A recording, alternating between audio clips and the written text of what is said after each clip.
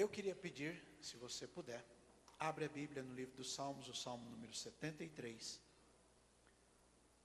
verso 2 e verso 3. Se você puder ler, faça isso. Vamos lá, 1, 2, 3.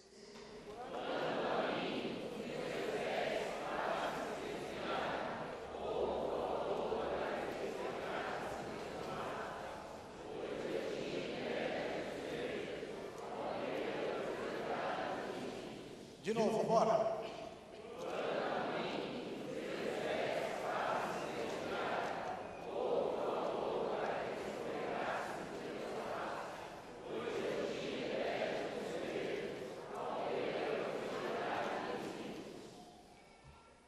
Se você puder, fique com a Bíblia aberta, nós vamos conversar um pouquinho. Aí do jeitinho que você está, fecha os seus olhos. Põe a mão aí no seu coração. Use um momento para conversar com Jesus. Deus tem uma palavra para você. Fique aí de olho fechado um bocadinho.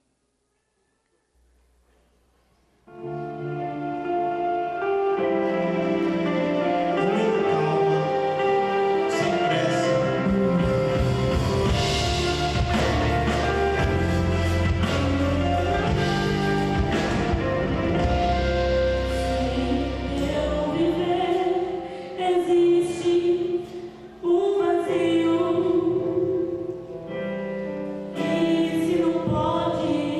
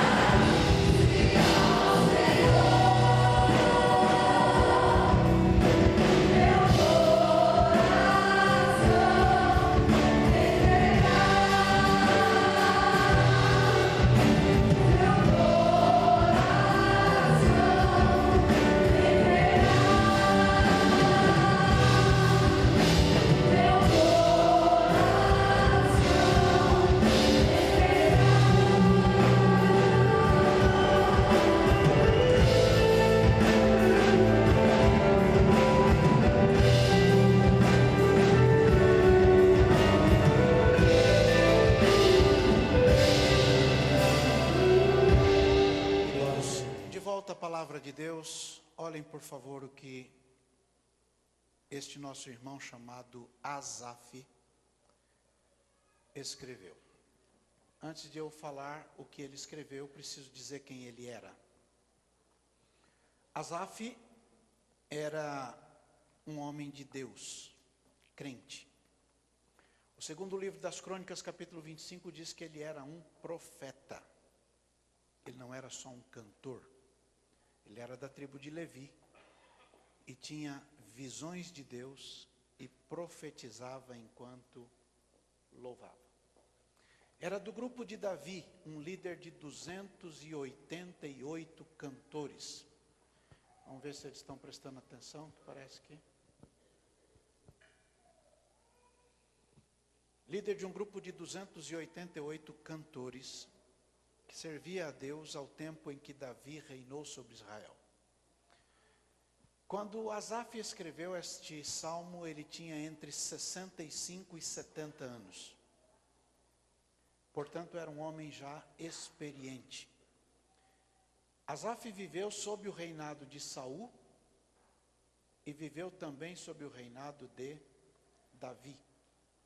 Ao tempo de Saul, o povo de Israel se apostatou da fé e teve diversas dificuldades, o que levou o povo à oração, uma oração contínua, uma oração fervorosa, oração que foi respondida ao tempo em que Davi assumiu o trono.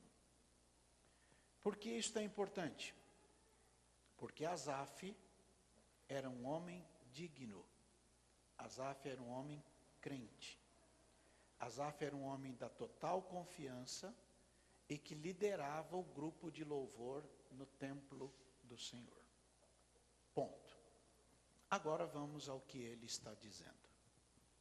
Este homem crente, digno, exemplar, que a Bíblia chama de profeta, e a Bíblia não dá este título a muita gente, este homem diz que faltou pouco para se desviar. Olha para o colega e diga, presta atenção. Fala alto, gente. Bom, um dramaturgo romano chamado Plautus, do 3º século antes de Cristo, escrevia peças de teatro. E ele cunhou uma frase numa obra chamada Assinaria. E esta frase foi encampada no século 17 ou 17, por um filósofo britânico chamado Thomas Hobbes. A frase é a seguinte: Homo homini lupus. O homem é o lobo do homem. Diga aí. De novo, gente. Pois bem, esta frase revela a capacidade do ser humano de fazer mal a si mesmo e de fazer mal ao seu semelhante. Revela também que o homem é o inimigo de sua própria espécie, o predador de si mesmo, em razão do seu comportamento social impróprio. Quando o homem pré-julga,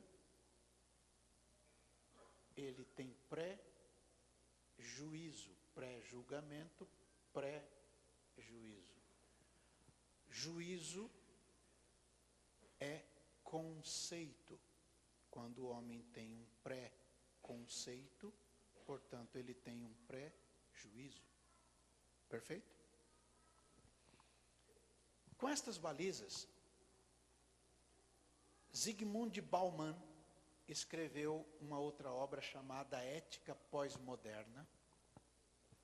E nesta obra, que afirma a ambivalência moral, moralidade contraditória, pluralismo moral, personalismo moral, fragmentação de verdades, tribalismo social, tudo isto aliado à ausência moral do Estado, falta de exemplo, aliado também, em consequência disto, ao desrespeito às autoridades pré-constituídas, revela o ambiente filosófico onde as aberrações contra a natureza, contra a sociedade, contra as instituições e contra Deus atestam o pecado em que se afundou a humanidade. A mentira acaba por se tornar o idioma pragmático. E esta sociedade doente pelo egoísmo, doente pelo sensualismo,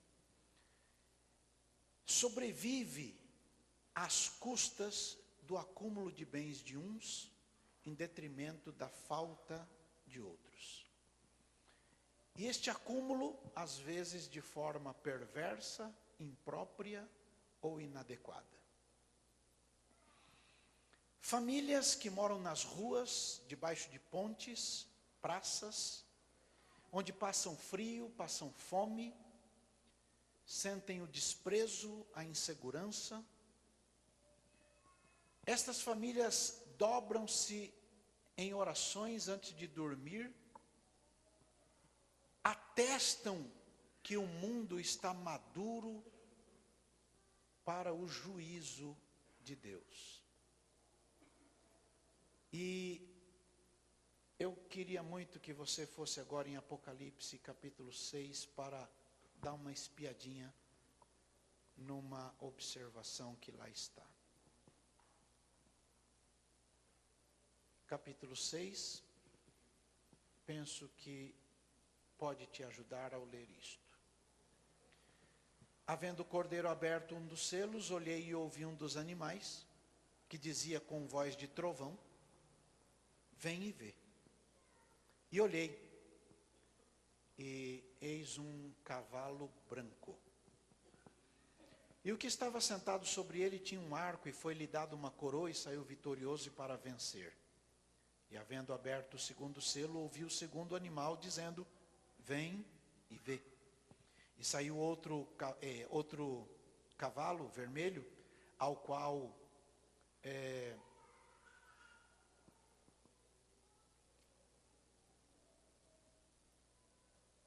estava assentado sobre ele, e ao que estava sentado sobre ele foi dado que tirasse a paz da terra, e que se matassem uns aos outros. E foi-lhe dado uma grande espada, e havendo aberto o terceiro selo, ouvi dizer o terceiro animal: vem e vê. E olhei, e eis um cavalo preto, e o que estava sobre ele, assentado, tinha uma balança na sua mão, e ouvi uma voz no meio dos 4 animais, que dizia: uma medida de trigo por 1 dinheiro, 3 medidas de cevada por 1 dinheiro, e não danifiques o azeite e o vinho. E havendo aberto o 4º selo, ouvi a voz do 4º animal, que dizia: vem e vê. E olhei, e eis um cavalo amarelo, e o que estava sentado sobre ele tinha por nome Morte, e o inferno o seguia. E foi-lhes dado poder para matar a 4ª parte da terra, com espada e com fome, com pestes, e com as feras da terra. E havendo aberto o 5º selo, vi debaixo do altar as almas dos que foram mortos por amor da palavra de Deus e por amor do testemunho que deram. E clamava com grande voz, dizendo... Aí é o que eu gostaria que vocês pensassem desse texto. Até quando? Até quando, ó soberano Senhor, não julgas e vingas o nosso sangue dos que habitam sobre a terra? E foram dadas a cada um compridas vestes brancas, e foi-lhes dito que repousassem ainda um pouco de tempo, até que também se completasse o número de seus conservos e seus irmãos que haviam de ser mortos como eles foram. Não raro, diante das incertezas da vida, nós também nos perguntamos a mesma coisa. Até quando, ó Senhor? O Senhor permitirá que soberbos que gente má, impiedosa, faça tanto mal a gente inocente. Até quando um pobre honesto e fiel deve continuar a viver explorado por gente desonesta, que se aprimoram nas injustiças? O inimigo vibra quando impera a injustiça social. E sugere que o melhor jeito de viver é conseguir se inserir naquele ambiente perverso, naquele ambiente mau. E a partir daí, numa desenfreada e insana luta por vencer, e o vencer significa ser melhor do que os outros, a igreja também embarcou nessa história, pregando uma teologia perniciosa, falsa e imoral. A teologia da busca insana pela prosperidade a qualquer custo. Nesta busca insana, se ouve de concorrência, se ouve de destruir os adversários, se ouve de acabar com quem fica na frente. Em circunstâncias parecidas, é considerado o mal que esse tipo de situação pode trazer ao coração do homem. Homem crente, crente como Asaf, sério, honesto, que serve a Deus, mas quase desviou ao ver a injustiça do mundo. Asaf, a palavra Asaf é uma palavra hebraica que quer dizer Deus é quem faz. Este homem, músico, poeta, profeta, experimentava a presença de Deus, acostumado ao lugar da adoração, diz que quando começou a observar o mundo, quase desviou, porque não encontrava respostas. Asaf era o cantor-mor no exercício de uma função nobre de louvor a Deus. Carregava instrumentos de adoração e liderava 280 outros homens em louvor. Mas ainda assim, ele carregava os seus espinhos na carne. Não tinha resposta para tudo. Olha para o colega e diga: ninguém tem resposta para tudo. Fala alto. Ponta o dedinho para cima e diga: só Deus tem resposta para tudo. Asaf cria sinceramente na bondade de Deus, e ele abre o salmo dizendo: verdadeiramente bom é Deus. Mas eu, que sirvo a Deus, que canto há tantos anos, quase desviei. E quase desviei. Faltou um pouquinho para me arrebentar. E por que isso? Porque eu tinha inveja dos soberbos. Olha para o colega, faz a célebre pergunta: você já teve inveja de alguém? Vocês estão dentro da igreja e vocês sabem que mentir é pecado, então, já teve inveja de alguém? Eu fiz questão de dizer quem era Asaf, para mostrar para vocês que homem nenhum está imune aos ataques do inimigo.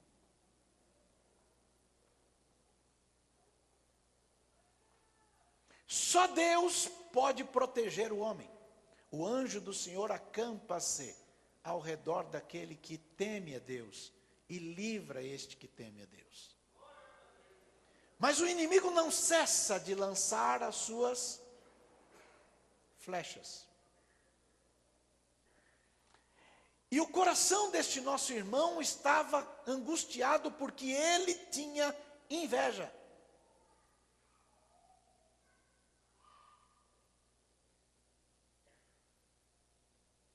ele tinha inveja. E a inveja que ele tinha era inveja de gente soberba e ímpia. Olha bem para o colega e diga, pensa um bocadinho. Diga. Através da vida de Asaf, Deus quer nos ensinar que louvor não é uma droga celestial.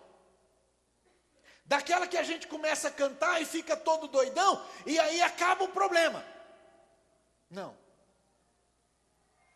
Asaf mostra que mesmo que se louve a Deus, que se adore a Deus e com sinceridade, se não tiver cuidado, o inimigo pode derrubar.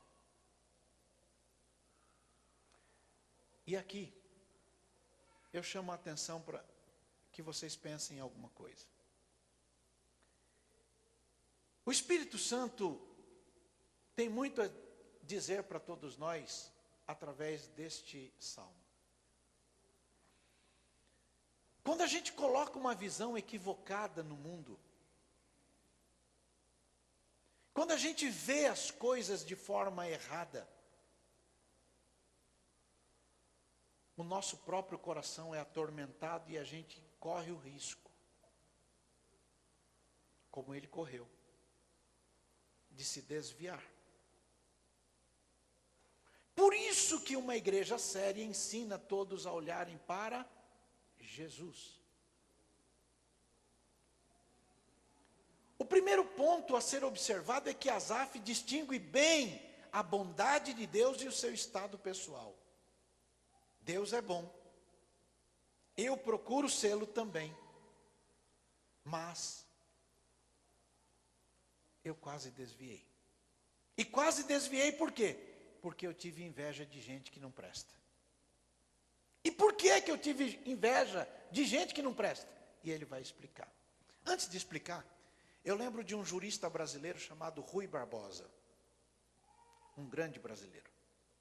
Notável. Ele declara: de tanto ver triunfar as nulidades, de tanto ver prosperar a desonra, de tanto ver crescer a injustiça, de tanto ver agigantar os poderes na mão de gente má, o homem chega a ter vergonha de ser honesto.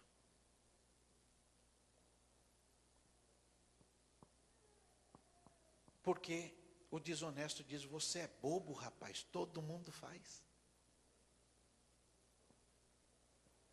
Asaf viu que homens ímpios parecem num outro patamar de vida. Asaf tinha inveja da saúde de gente assim. É o que está aí. Ele diz no verso 14 que todo dia pela manhã ele é afligido, ele é castigado. E quando ele chega no verso 16, ele diz: quando eu pensava em compreender essas coisas, eu fiquei perturbado. Fiquei perturbado. Porque eu não consigo entender onde pessoas que mantêm uma vida desgraçada no pecado, têm corpo atlético, parece que nunca serão atingidos por doença. Quando você vai numa academia, por exemplo, e vê aquele pessoal bombado, e aí você fica do lado, e você diz: não posso ter inveja, não posso ter inveja, não posso ter inveja. Hã? Pior quando você chega em casa e senta no sofá e desabotou a camisa e vê tudo aquilo e diz: meu Deus. E aí Asaf vai olhando e diz: esse pessoal que faz esse monte de coisa ruim, tem os melhores médicos, comem a melhor comida, vivem no melhor jeito, e parece que eles não têm doença. Enquanto isso, servos de Deus, gente justa, gente honesta, crente, gente decente, doente, na fila do SUS. Asaf está vendo isso. E ele diz no verso 16 que enquanto ele está vendo isso, ele não consegue entender, ele fica perturbado. Asaf era crente, era sincero, mas ele olhava isso e ele não entendia. Mas continua lendo. Asaf confessa que invejou também a vida sem problema desse povo. Veja o verso 5. Não se acham em trabalhos como outra gente. Não são afligidos como os outros homens. Parece que todo mundo tem problema, mas eles não têm. Há poucos dias a gente viu a prisão de um casal. O casal estava numa ilha, tirando uns dias de descanso. Uma ilha paradisíaca, em iates luxuosos e tal. Chegou, foi preso. A moça que foi presa, mastigando chiclete e rindo. Parece que não tem problema. Gente que não tem nem um pingo de escrúpulos para os problemas da vida. Desfrutavam riquezas geradas de um modo ilícito que eles ajudaram a arrumar. Os ímpios parece que não tem problema de qualquer natureza. Você olha todo mundo com problema, mas esse monte de gente que prospera, que rouba, que faz um monte de coisa, está tudo bem com eles. E Asaf está vendo, dizendo, mas como é que pode isso? Deus não vê. Mas não foi só isso.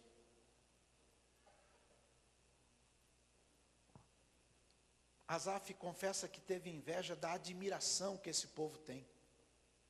Povo assim, pior do que eles, é difícil de achar, mas ainda possui uma corrente de admiradores. Gente capaz de brigar pelas ideias que esse povo defende. Gente que é seguida por um montão de mentes formatadas por opiniões arrogantes contra Deus, contra a Bíblia, contra a igreja, a ponto de perguntarem se Deus não sabe disso e de dizerem que Deus não age porque Deus não existe. É o que está escrito aí. Gente que é aplaudida e seguida, apesar dos seus problemas de toda a ordem moral. E Asaf está dizendo, como pode isto? Gente que entra dentro da igreja e tem cartão de membro de igreja e carteirinha de pastor de igreja e se envolve em corrupção e arrebenta com o mundo todo e bota a igreja toda para passar vergonha e aí está tudo bem com ele e a gente olha e diz, como é que pode gente errada dar certo e gente que está direita não dá certo? Dá um abraço no seu colega e diga, e aí, como é que a gente responde isso? Mas Asaf teve um outro problema, ele percebeu que gente assim é arrogante, nariz empinado, está aí no verso 8. Asaf ele não entendia como gente sofre ao ponto que essas outras pessoas que não sofrem ainda querem pisar, massacrar e dizer cala a boca quando eu falo. Eu tenho que falar e você tem que me escutar, ninguém pode falar aqui, só eu que sei das coisas. Ele não entendia nada disso. Nós também não entendemos porque pessoas decentes sofrem. Nós também não entendemos porque gente boa tem doença grave. Nós também não entendemos porque que gente decente às vezes fica desempregado. Asaf não conseguia entender. E quem é que entende isso? Nós também não entendemos porque padres, pastores, missionários são torturados e mortos pelo simples fato de dizerem que amam Jesus, como aconteceu na França há poucos dias. Nós também não entendemos porque gente fiel a Deus passa por coisas difíceis na vida, enquanto gente ruim, gente má, prospera em tudo que faz. O divisor do salmo Está no verso 17, eu queria que você fosse lá olhar. Ele vem numa crescente dizendo, eu não entendo, eu não entendo, eu não entendo, eu não entendo. No verso 16 ele diz, eu fiquei perturbado com isso. No verso 2 ele diz, eu quase desviei a olhar isso. Veja o verso 17. Leia bem alto, bora.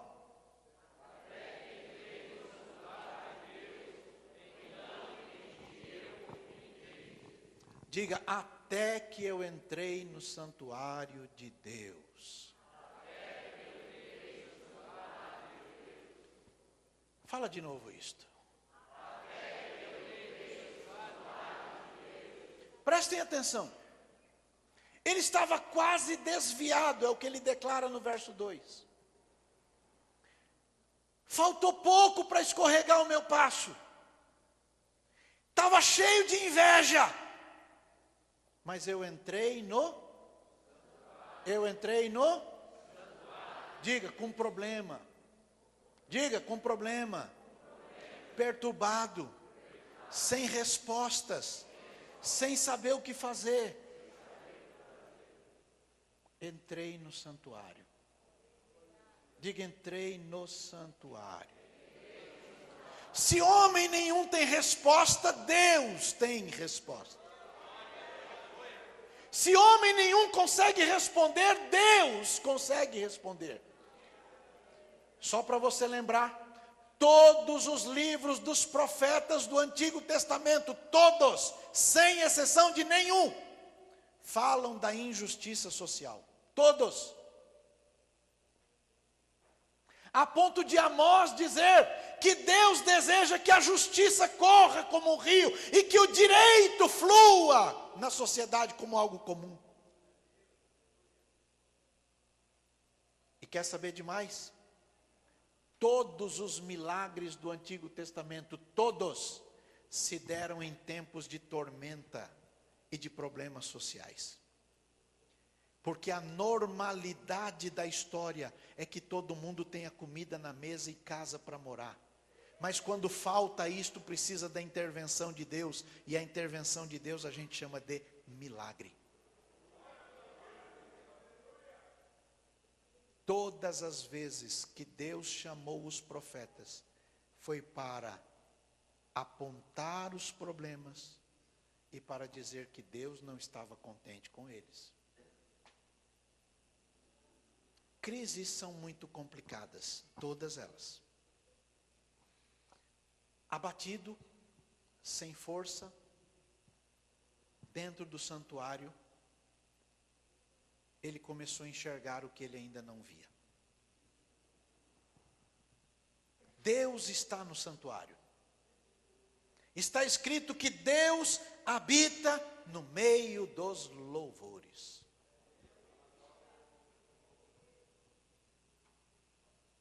E então, Asaf começa a dizer: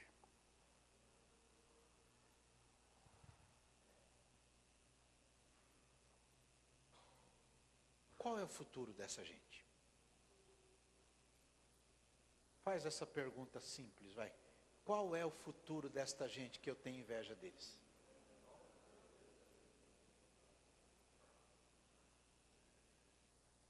Quando a luta trabalhosa desta vida se findar, o adeus a este mundo vamos dar.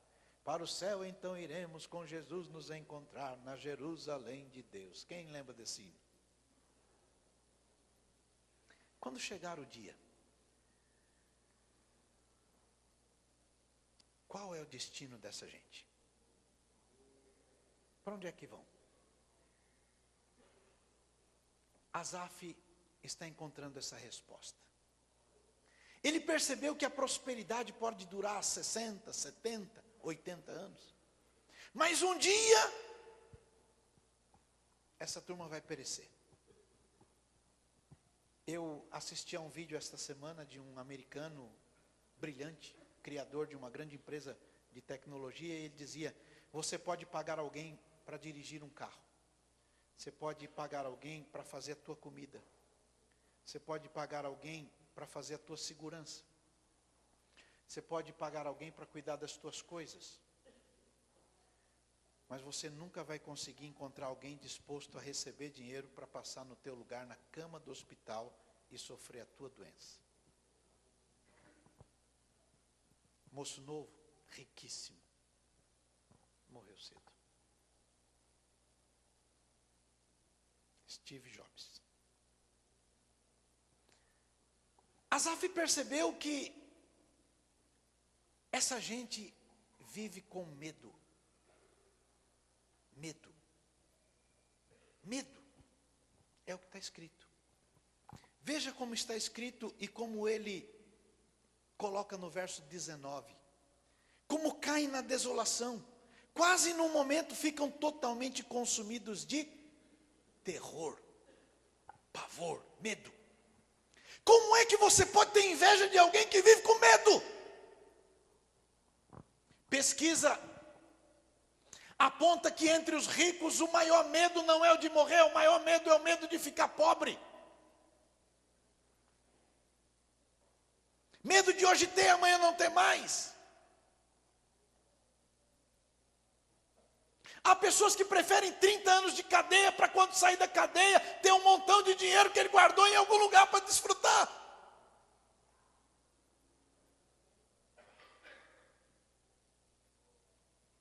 Medo. Percebeu que gente assim que vive com medo, tem medo de cair em desgraça, medo de perder o status, medo de ficar doente, medo de morrer, medo de ficar sozinho. Ele compreendeu que a vida dessa gente é uma ilusão. Porque essa gente vai desaparecer. Não tenha inveja do ímpio. Porque o fim do ímpio é triste. Não tenha inveja de quem não presta, porque o fim deles não é bom.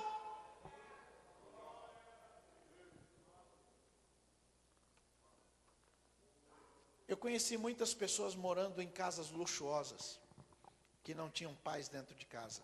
Fui com a minha esposa um dia visitar o dono de uma grande seguradora de saúde. Muito rico, muito rico, muito rico. Pensa em gente rica. O tapete da sala era dessa altura assim, ó. Muito luxo. Mas não tinham paz. Gritos de desespero.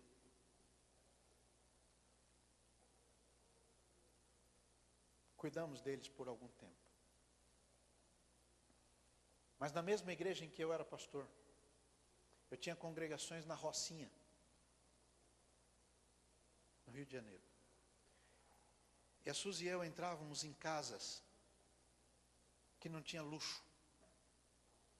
Uma lá em cima, numa montanha, grudada numa pedra.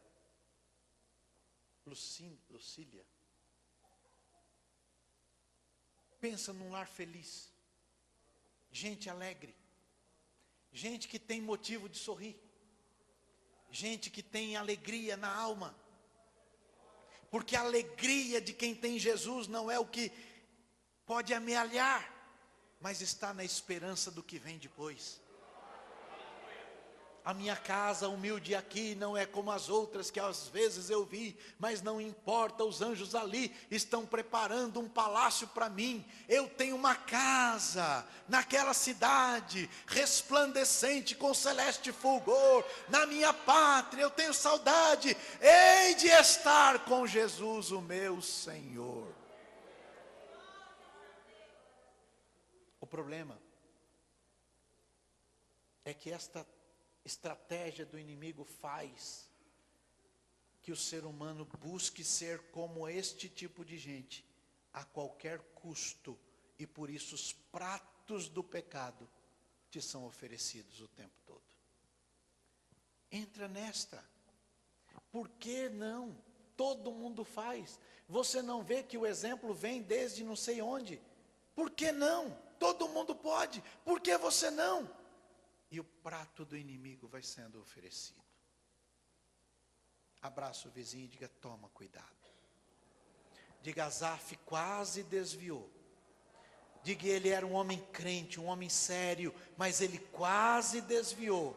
E ele não desviou quando ele entrou no santuário e percebeu que o fim daquela gente é o inferno, mas o fim de quem serve a Deus é o céu. Aí está a diferença. Aqui a vida dura 60, 70, 80, com muito custo chega um pouco mais adiante. E depois? Tenho 50 anos. Percebo que a estrada para frente é menor do que a que já ficou. E quando percebo isto, percebo outra coisa. Apocalipse capítulo 14, verso 13. A única coisa que vai seguir o homem depois que ele fechar os olhos aqui, são as suas obras. O que é que você tem feito? Como você tem feito? De que jeito? Para quem? Um certo moço, ao ter uma grande colheita, disse: eu vou desfazer o meu celeiro, vou fazer outro. Vou guardar tudo aqui e vou dizer para minha alma: come e folga, porque você tem muita coisa para muito tempo. E apareceu Deus dizendo: louco! Hoje vão te pedir a tua alma, e o que você tem feito é para quem? Para quem? Você não pode colocar na eternidade as coisas que você amealhou, seja de que forma você tenha conseguido. Bom, Asaf viu no santuário a si mesmo. E quando ele viu a si mesmo, no verso 21 disse: o meu coração se azedou. É assim que ele fala: o meu coração se azedou. E eu sinto pontadas nos rins. Assim eu fiquei bruto. E não sabia nada. Porque eu falava, pensava, enxergava as coisas como um animal. É isso que ele fala. Verso 21, verso 22 do Salmo 73. Olha bem para o seu colega e diga: toma cuidado. Diga: toma cuidado. Asaf percebeu que sua ignorância o derrubaria. Todos nós passamos por lutas. Todos nós passamos por decepções. Você olha para trás e tenta descobrir qual foi o tempo da tua vida em que você não teve luta ou prova. E você descobrirá que a vida toda você enfrentou dificuldades, mas que Deus tem cuidado de você. E mesmo com aquele tanto de prova, Deus te trouxe até aqui. Quando você olha para trás e vê de onde foi que Deus te tirou, quando você olha para trás e vê tudo aquilo que você passou, e você percebe o que Deus já fez na tua vida, apesar de todas as lutas, você tem motivo de exaltação ao Senhor, porque os ímpios fazem errado, mas Deus tem cuidado de você. Deus tem cuidado de você.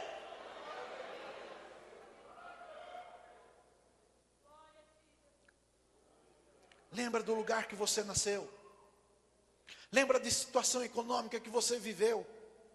Lembra dos motivos que você teve para chorar. Lembra das angústias da tua alma.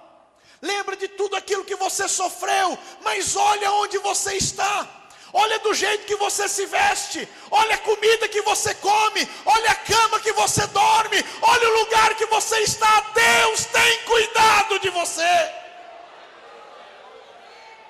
E Asaf viu isto. Asaf percebeu que Deus o guiava todo dia. Que Deus nunca o abandonou.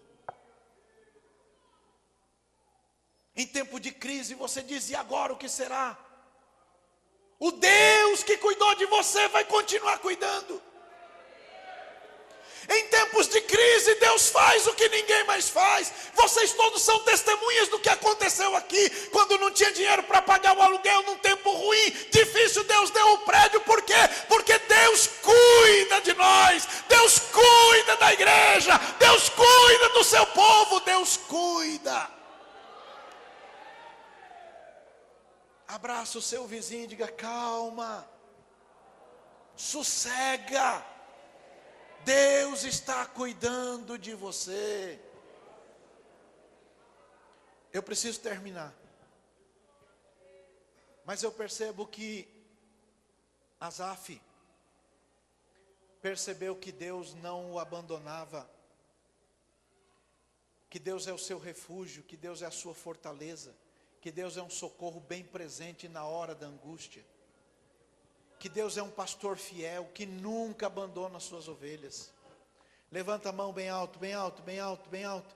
E diga: o Senhor é o meu pastor. Diga bem alto: o Senhor é o meu pastor. Nada me faltará. Ele me faz deitar em verdes pastos.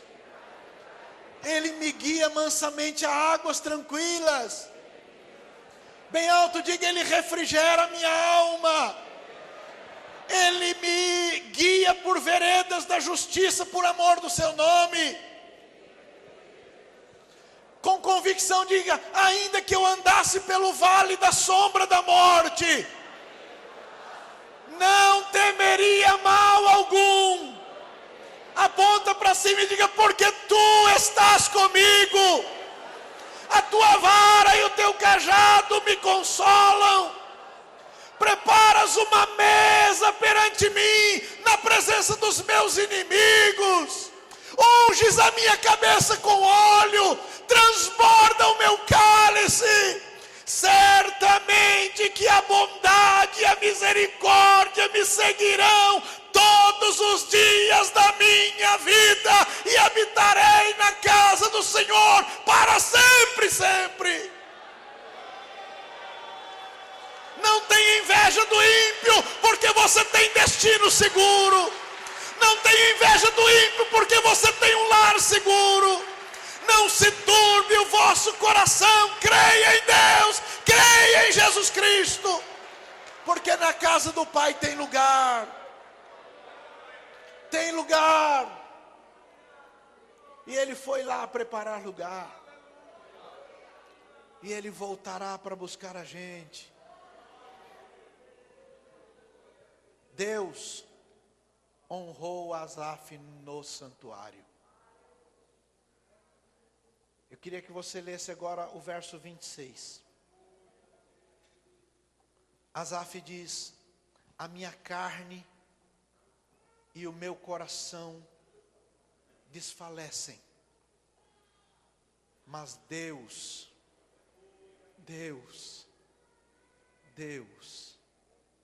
é a fortaleza do meu coração.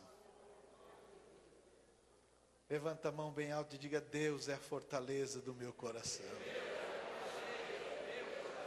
Levanta as duas mãos, diga: Deus é a minha porção para sempre. Diga: os que se alongam de Deus vão perecer. Tu tens destruído todos aqueles que se apostatam do Senhor. Mas para mim, bom é aproximar-me de Deus. Eu pus a minha confiança no Senhor, em Deus, e por isso eu vou anunciar aquilo que Ele fez em mim.